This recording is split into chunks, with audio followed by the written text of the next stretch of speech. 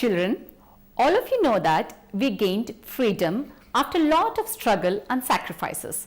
But if you think all the problems of our country ended with achieving freedom, it was not the case. In this module, we will tell you about the first 30 years journey of our country after independence. India officially became free on August 14, 1947. Just 6 months after India gained independence, father of the nation Mahatma Gandhi was assassinated. His untimely death was a big blow to the nation. Then partition of India took place, which weakened the country. There were many problems that the newly independent nation of India faced.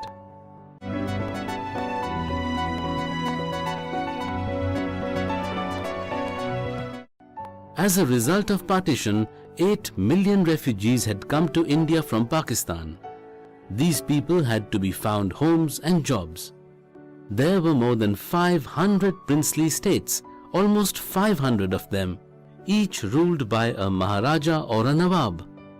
The government had to be persuaded to join the new nation. People in India hailed from different religions. They spoke different languages, wore many different kinds of dresses, ate different kinds of food, and practiced different professions. It was difficult to make them live together in one nation state. At independence, a vast majority of Indians lived in the villages. Farmers and peasants depended on monsoon for their survival. There were no modern means of agriculture. Most of the people were illiterate. The new nation had to lift its masses out of poverty by increasing the productivity of agriculture and by promoting new job-creating industries. In a nutshell, the three aims before Indian government were democracy, unity, and development. It had to achieve all three of them simultaneously.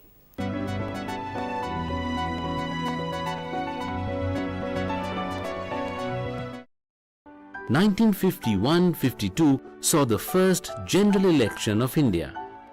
These were the first ever polls to be held under the new constitution, but the biggest problem before India was that a large section of population did not know how to read and write.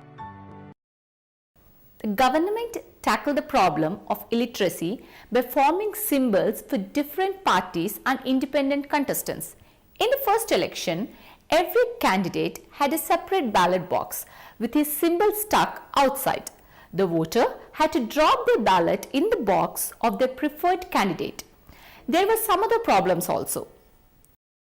Women like the Rajput women observed the Parda system, so there was no way of stopping repeated voting. A person in a veil could vote as many times as he wanted.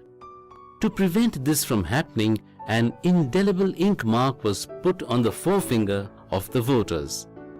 There was just 11% voting and Congress won the elections. Jawaharlal Nehru became the first Prime Minister of India.